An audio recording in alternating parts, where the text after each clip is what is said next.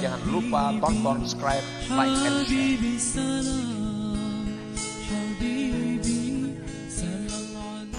Kana min ahlil fusuq wal fasad masyhuran bi syurbil khamar.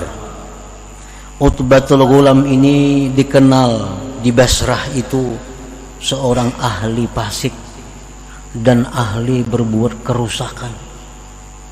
Bila ada orang pemainan, ada tuh situ Utbatul Ghulam. Bila ada orang mabuk-mabukan, ribut, ada tuh Utbatul Ghulam di sana. Masyhurnya bil fiski dengan fasik, wa syurbil khamar dan minum khamar.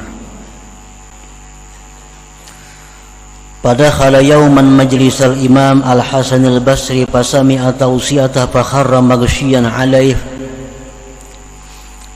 Utbatul Ghulam ini suatu hari umpat pengajian Imam Hasan Basri.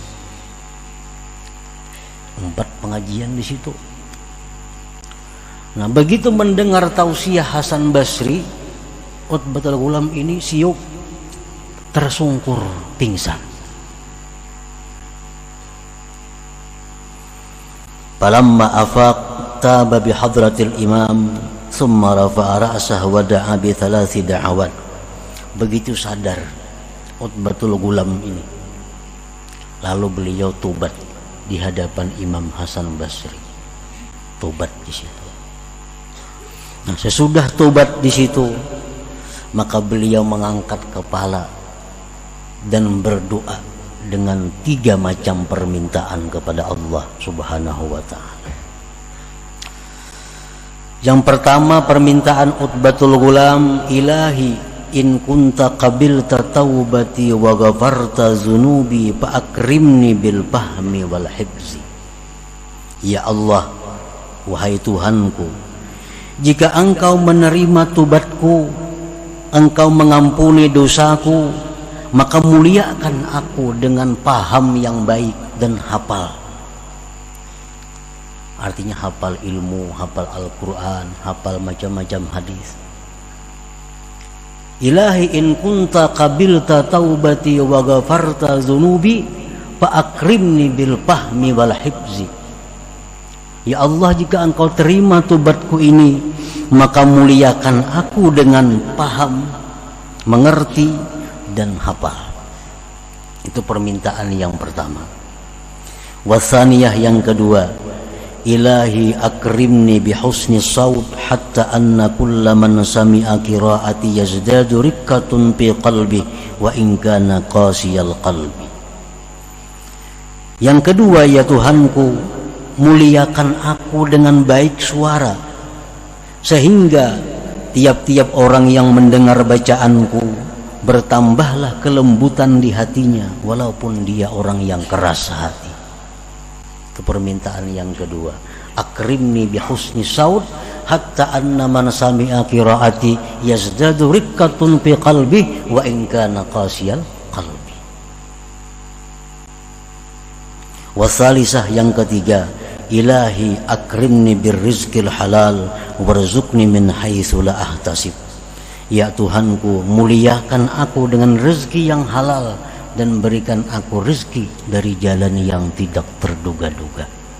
Nah, ini doa yang disampaikan kepada Allah oleh Utbatul Ghulam sewaktu beliau baru tobat kepada Allah dari kelakuan-kelakuan yang selama itu menentang kepada Allah Subhanahu wa ta'ala. Fastajab Allah jami'a du'aihi. Karena ini orang tobat, At-Taib Habibullah, orang tobat itu kekasihnya Allah. Nah, di saat dia menjadi kekasih Allah itu, dia berdoa kepada Allah, Allah kabulkan doanya. Hatta zada fahmuhu wa hifzuh, sehingga Utbatul Ghulam menjadi orang yang pandai dan orang yang banyak hafal ilmu. Wa kana idza qara'a al-Qur'an taba kullu man sami'a qira'atah, dan bila mana beliau baca Quran, siapapun yang mendengar tobat kepada Allah Subhanahu wa ta'ala daripada hebatnya suara Utbatul Ghulam itu. Dan adalah wa kana yudau fi baitihi kulla yaum qas'atu marakin wa ragifan wa la yadri ahadun may yad'uha. Dan yang ketiga, di rumah beliau itu ada setiap hari sepiring kuah, 2 potong roti, dan tidak diketahui siapapun kada tahu siapa yang mengantarkan tiap hari ke rumah beliau itu, hatta mata, sampai beliau meninggal dunia. Ini Utbatul Ghulam, orang yang dulunya minum arak, berjudi, macam-macam kerusakan, tetapi karena datang waridat dari Allah, datang anugerah khusus dari Allah yang menembus hatinya, maka berpaling langsung tobat dan menekuni jalan menuju kepada Allah Subhanahu wa ta'ala. Nah, para muhibbin rahimakumullah, banyak lagi contoh-contoh para wali-wali dahulu yang hidupnya selama itu maksiat kepada Allah, tapi bila mana dia mendapat waridat, maka langsunglah dia berbalik. Dan contoh yang lain yang lebih jelas, Sayyidina Umar bin Khattab radhiyallahu anhu, orang yang begitu keras dengan Rasulullah, orang yang begitu menentang Islam waktu itu, tetapi karena datang waridat dari Allah, maka berbalik Umar bin Khattab menjadi pendukung setia Rasulullah sallallahu alaihi wasallam.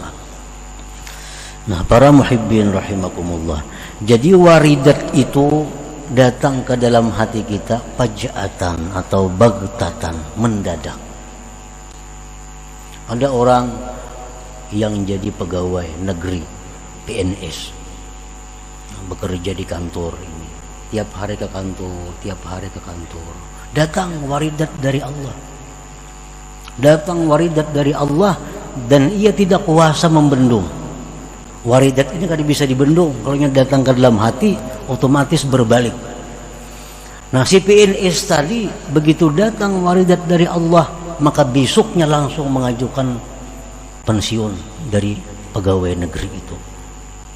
Nah, begitu mengajukan pensiun, langsung menuntut ilmu dan beribadah kepada Allah Subhanahu wa ta'ala. Ini masih berlaku sampai hari kiamat. Allah akan selalu menebarkan waridat itu kepada hamba-hamba yang dikehendakinya. Nah, para muhibbin rahimakumullah, jadi bagaimana caranya untuk mendapatkan waridat itu? Umumnya tidak ada caranya, karena itu sudah dibagi oleh Allah. Allah yang sudah memberikan kepada ini, kepada itu, tanpa ada usaha sebab dari para hamba. Nah, tetapi ada sedikit, ada sebagian kecil orang-orang yang dapat waridat ini melalui sebab, tapi jumlahnya sedikit. Sebab apa? Sebab dia dekat, sebab dia berkawan, sebab dia bergaul dengan orang saleh. Orangnya ini riba, orangnya ini judi, orangnya pemabuk, tapi orang ini cinta kepada orang saleh. Dia mendukung, membela orang saleh. Nah, orang semacam ini ada harapan mendapat waridat dari Allah berkat doa orang saleh itu dan berkat kecintaannya kepada orang saleh itu. Nah, itu antara lain sebab-sebab yang bisa mendatangkan waridat tadi, walaupun itu adalah kecil. Umumnya waridat itu datang tanpa terduga dan tanpa ada sebab sebelumnya.